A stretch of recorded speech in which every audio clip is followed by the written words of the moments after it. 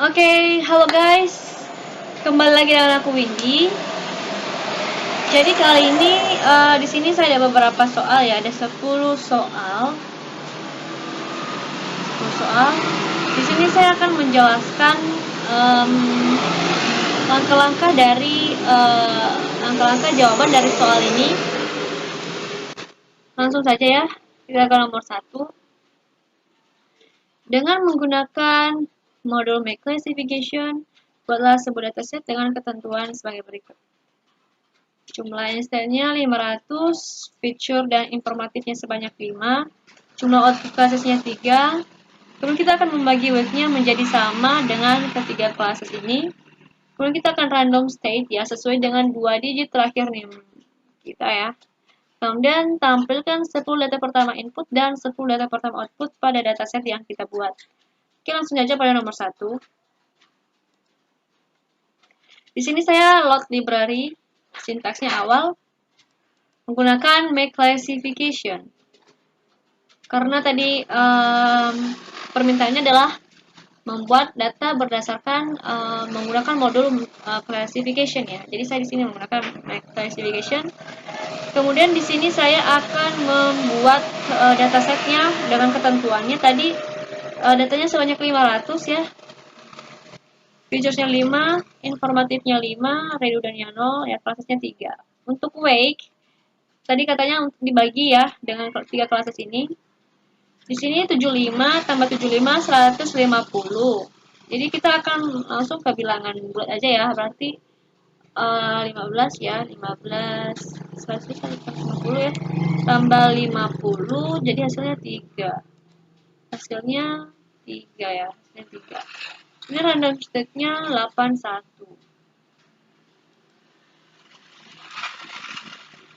Random state-nya 81. Berdasarkan NIM yang sudah, berdasarkan NIM terakhir saya.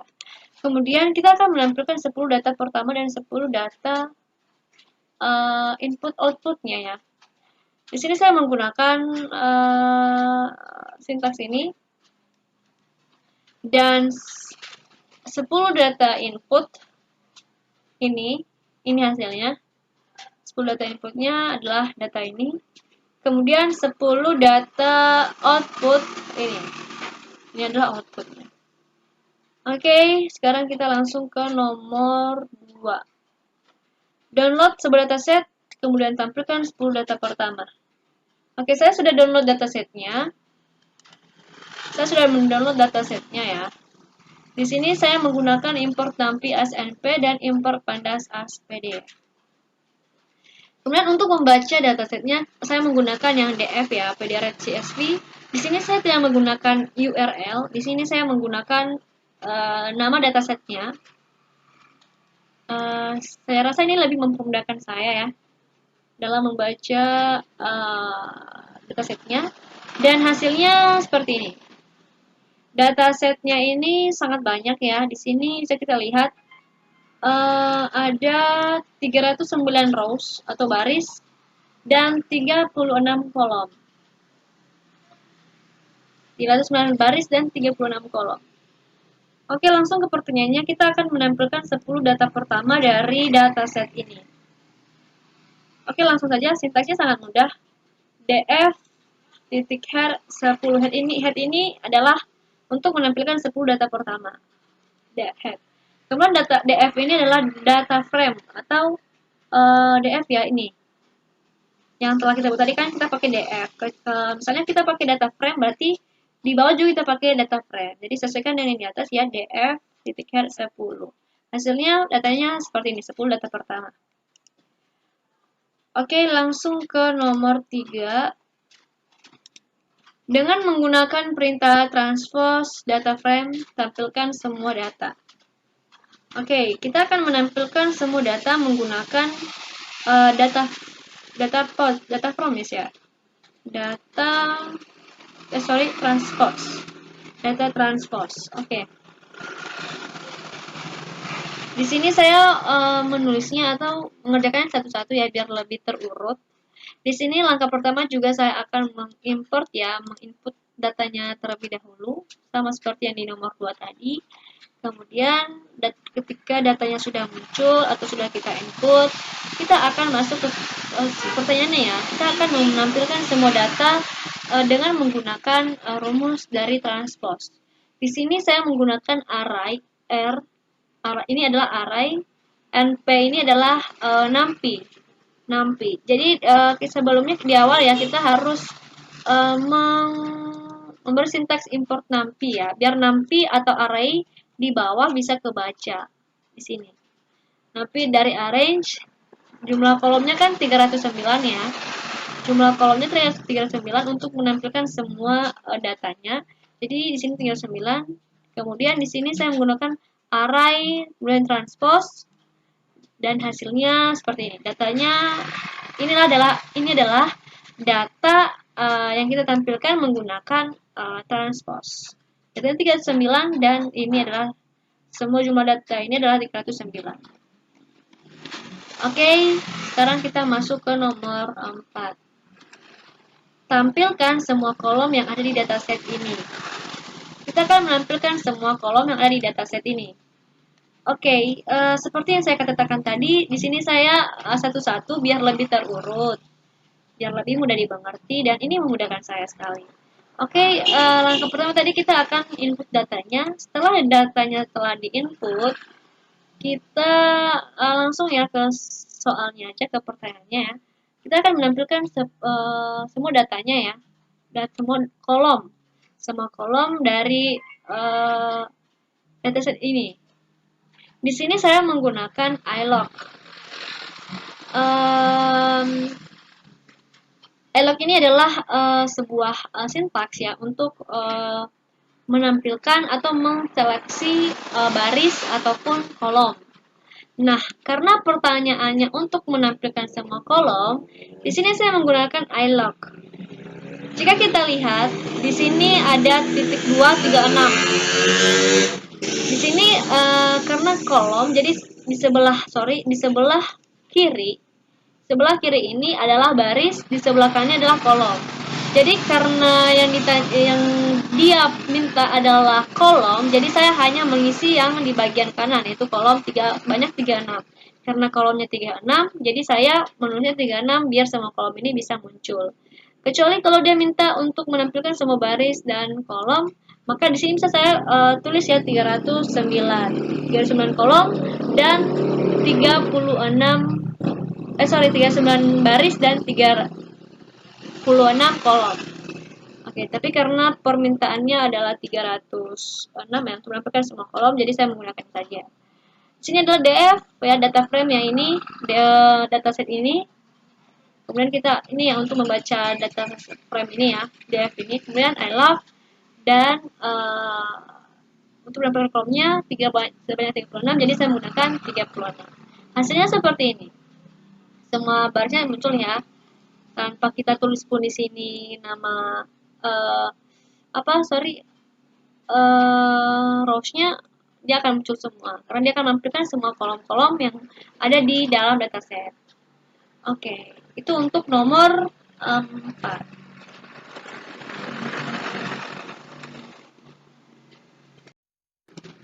Oke, sekarang lanjut ke soal nomor 5, yaitu mengubah nama 5 kolom dengan menggunakan bahasa Indonesia. Oke, seperti biasa teman-teman, di sini saya input datanya dulu. Ketika semua datanya sudah diinput atau sudah muncul seperti ini, maka kita akan langsung ke pertanyaannya, yaitu dengan mengubah 5 nama kolom dengan bahasa Indonesia. Kita tahu ya, nama kolomnya di sini bahasa Inggris semua ya. Employee name, employee ID, merit ID, marital status ID, dan lain sebagainya. Semua kita tahu di sini adalah semua bahasa Inggris ya. Nah, kita akan mengubah dengan bahasa Indonesia. Di sini saya menggunakan sintaks DF ya, atau data frame, rename column. Di sini saya mengubah terserah ya mau kolom yang mana, tapi saya di sini memilih kolom yang employee name, MPID, gender, ID jenis kelamin, salary ya. Pokoknya ada 5 data ya, 5 kolom yang saya rubah. di mana employee name saya rubah menjadi nama karyawan, MPID saya rubah jadi ID karyawan, gender ID saya rubah jadi ID jenis kelamin, kemudian salary-nya saya rubah jadi gaji, kemudian manager name saya rubah menjadi nama manager. Oke, ketika di running, maka nama kolom dari yang telah kita ganti tadi berubah atau otomatis berubah. Di sini kita bisa lihat ya nama karyawan, ID karyawan, merek ID. Pokoknya nama-nama kolom yang sudah kita rubah menjadi bahasa Indonesia sudah berubah otomatis. Bisa dilihat ya. Tadi ini awalnya salary berubah menjadi gaji. Oke. Oke, untuk nomor 5 sudah ya. Sekarang kita masuk ke nomor 6. Kita akan mengubah data di kolom Hispanic Latino, ubah no menjadi 0 dan yes menjadi 1. Oke. Seperti biasa kita menginput datanya. Ketika semua datanya sudah muncul, maka kita akan langsung ke pertanyaannya. Di sini saya melihat ya data dari Hispanic Latino tadi. Di sini value-nya no, ada yes, no, yes. Oke. Di sini ketika saya sudah melihat ya, maka saya akan merubah yang no ini menjadi 0 dan yes-nya menjadi 1. Gimana caranya? Di sini saya akan menggunakan df sintaks seperti ini ya. Df kemudian nama kolomnya ya. Kemudian kita akan replace ya. Replace itu menggantikan ya. Value dari 0 menjadi 0, kemudian value dari yes menjadi 1. Titik har 10 atau menempelkan 10 data pertama. Oke, di sini ketika di running hasilnya berubah ya. Hasilnya sudah berubah ini. Gimana tadi misalnya ini nomor 1 ya, nomor 1 atau inilah 0, 0, ini kan 0 ya. Nah, jadi hasilnya 0 juga. Misalnya ini saya kasih nomor ini ya, next 1 ini. Enggak, yang yes ya. Saya coba yang yes. Yang apa nih ya? Yes, jadi 1. Ini 1. Jadi ini sudah otomatis berubah. Dan begini sintaks untuk mengubah value dari kolom Hispanic Latino. Oke, sekarang kita langsung ke nomor 7. Kita akan mengubah data di 2 kolom yang berbeda dan tentukan nilai perubahannya. Oke, mengubah 2 data di kolom yang berbeda ya. Oke, seperti biasa ya input data dulu. Setelah input data yang muncul kan, kemudian kita akan mengubah data 2 kolom ya secara bersamaan. Tapi di sini saya membuatnya satu-satu ya. Saya rasa ini lebih memudahkan saya ya untuk merubah dari value dari 2 kolom.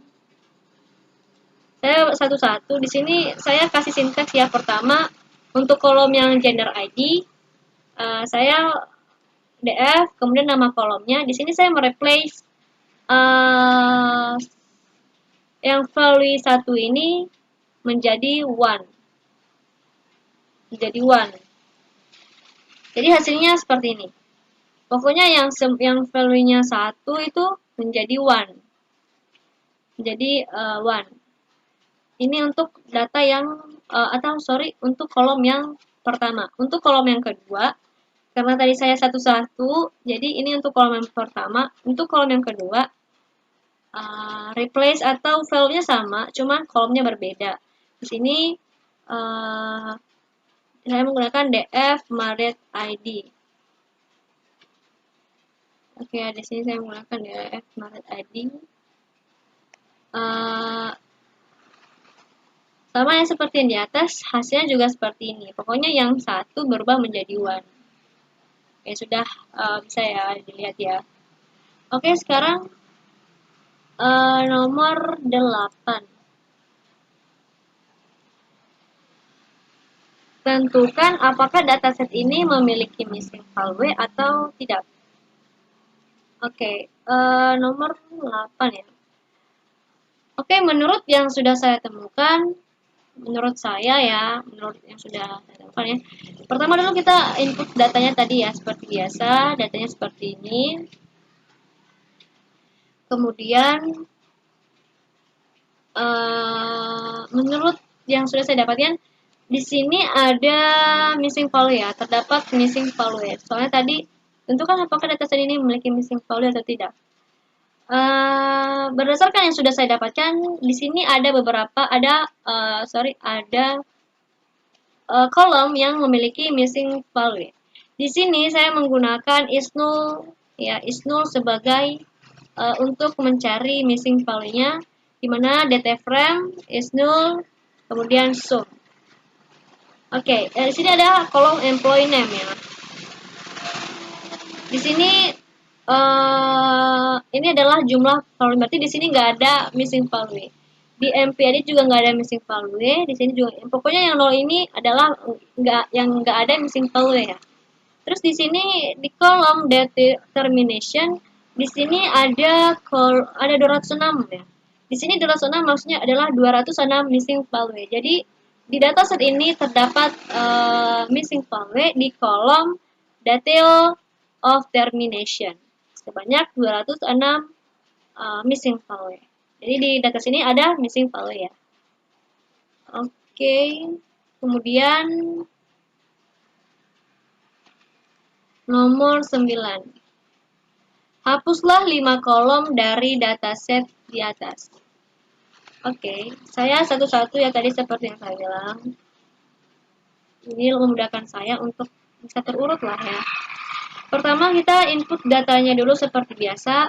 Ketika datanya sudah muncul seperti ini, maka kita akan langsung ke pertanyaannya, yaitu dengan mendrop 5 kolom, 5 kolom ya, yang ada di dataset ini.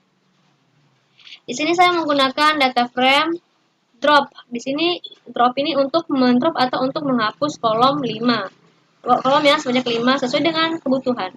Di sini saya menghapus yang M status ID, kolom marital status ID, kolom debt ID, kolom MID, kolom salary.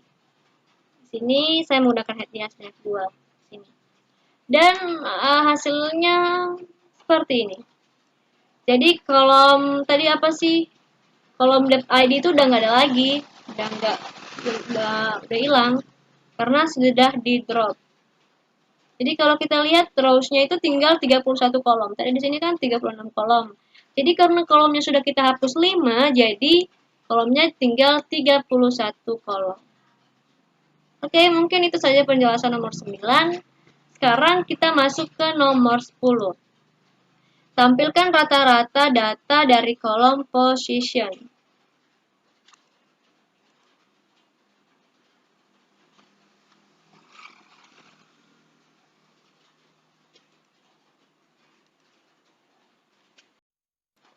Oke, saya lanjut ke nomor 10. Di sini tampilkan rata-rata data dari kolom position.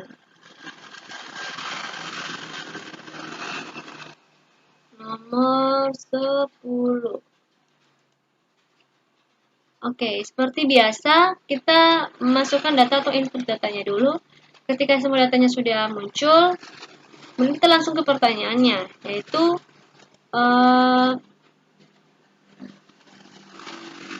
menampilkan rata-rata dari kolom position. Di sini, saya tadi cari yang data frame atau isi dari kolom positionnya. Hasilnya ini. Hasil dari kolom position itu tidak berbentuk angka. Ya, menurut saya seperti ini ya. Karena dia tidak berbentuk angka, jadi dia akan ketika kita tampilkan atau ketika kita mencari seperti nilai minimum, nilai rata-rata, nilai jumlahnya, semuanya, itu akan error. Jadi menurut pemahaman saya atau menurut yang logika saya ya, di sini itu mungkin maksudnya soalnya adalah position ID karena dia berbentuk angka ya, sorry.